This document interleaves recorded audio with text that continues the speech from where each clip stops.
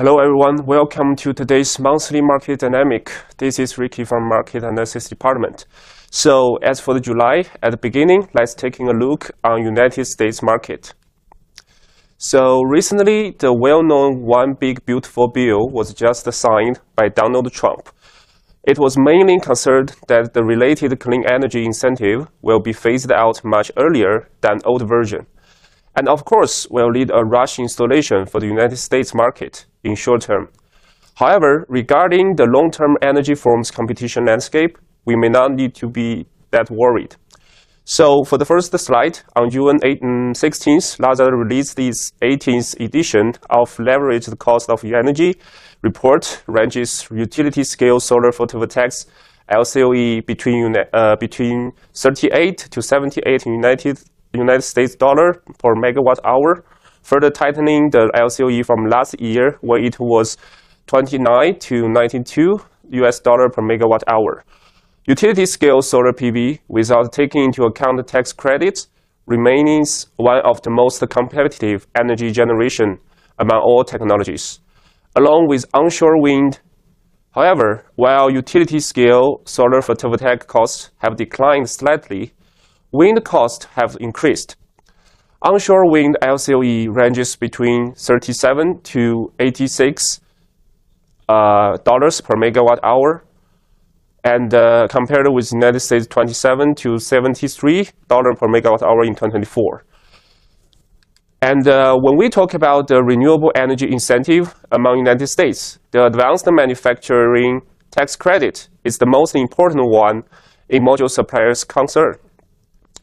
And on June 18th, SEG Solar, a United States-based photovoltaic module manufacturer, announced that the successful completion of its first transaction for the sale of Section 45X Advanced Manufacturing Production Tax Credits, with a total value of up to $50 million. The transaction closed and the first funding occurred on June 6 in 2025. The tax credits originated from SEG Solar's 2025 module production at its manufacturing factory in Houston, Texas. Under the agreement, a United States public company will pay SEG a price of $0.94 per United dollar of the tax credit value across 4 installments tied to actual production output and the sales of solar modules. Jim Woos, the CEO of SEG Solar, said this transaction provides us with significant cash flow, strengthens our financial position, and enables us to further accelerate our investment in United States manufacturing. And after the United States market, let's move towards the region with the fastest growing pace, the Southeast Asia. On June 5th, BJX reported that the Indonesian government has recently officially passed the electricity supply business plan for 2025 to 2034, which specified that 69.5 gigawatts of installation with the app will be added in the next decade, of which 42.6 gigawatts will come from renewable energy, including 17.1 gigawatts of PV power generation capacity. According to the plan, power projects will drive a total investment of approximately 2019 trillion Indonesian rupiah, approximately 185.5 billion US dollars in the next decade, of which about 73% will be invested and constructed by independent developer. And the remaining part will be handled by PTPLN Group to support the increase in installed capacity. Indonesia will also construct nearly 48,000 kilometers of transmission lines and 108,000 MVA substation capacity of power grid facilities. After the Indonesia, the next might be the new phase in Southeast Asia region. On June 22nd, Myanmar State Administration Council Chairman Prime Minister Senior General Min Aung Hlaing observed the solar panels produced at the solar panel factory of Shalkata Company Limited. The Prime Minister stressed that the need to generate electricity through solar power, both on a manageable scale and a commercial scale, to operate the factory. Businessmen must be encouraged with incentives to invest in generating electricity through solar power. The ministry needs to strive to generate electricity through solar power to ensure small-scale electricity for household use as well as large-scale electricity for factory use.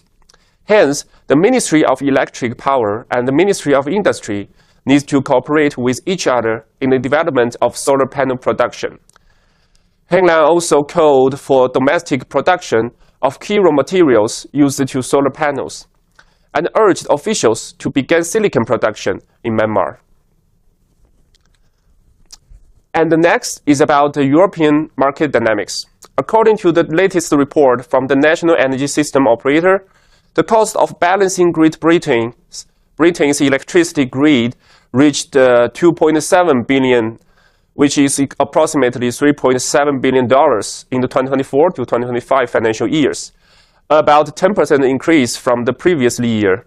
The sharp rise was mainly driven by thermal constraints, which alone cost about 1.7 GBP billion due to the growing grid congestion and maintenance outrage, particularly in Scotland, where wind generation is high but local demand remains low. With balancing costs expected to rise further, potentially hitting GBP like 8 billion annually by 2030. NESO stressed that the urgent need for grid upgrades and more flexible system solutions. This report identified the build-out of network infrastructure and the deployment of flexible assets as the most impactful strategies to reduce long-term costs. Among the most promising solution is battery energy storage. NESO highlighted that the growing role of battery energy storage system as BCSS, which helped them mitigate costs in 2024 to 2025 by importing 506 gigawatt-hour and exporting 537 gigawatt-hour through the balancing mechanism. NESO also cited that savings of over 1.1 billion through network services, trading actions, and improved system inertia, or areas where storage technologies can contribute. And after the United Kingdom, as for this page, it's kind of business which is a hyper-growth stage, the data center business. So on June 9th, Spanish power developer Solaria released its first quarter financial report, showing a strong performance with an over 80% year-on-year increase in revenue. The earnings of photovoltaic power generation side enterprises remain stable this year. Meanwhile, Solaria stated that opportunities in the photovoltaic energy storage business brought by the development of European data center are expanding. As of first quarter, its cumulative number of inquiries in Europe has approached nearly 10 gigawatt. In the meantime, the new demand brought by data center business in Europe is booming. Related order requested has reached nearly 10 gigawatts, while this data center will be powered mainly by photovoltaic plus ESS, Solaria said. And on June, the new report by EnergyLink Tank Amber released a report about Turkey. Turkey has the potential to install 8 gigawatts of solar PV capacity by deploying hybrid systems, adding solar to existing privately owned wind and hydroelectric plants. Its latest analysis shows that between February 2024 and April 2025, the country rejected 65% of grid connection applications for unlicensed solar power plants at the transmission level. So in such a scenario, going hybrid by using the same transmission lines as existing wind and hydropower facilities can make way for 8 gigawatts of new solar capacity.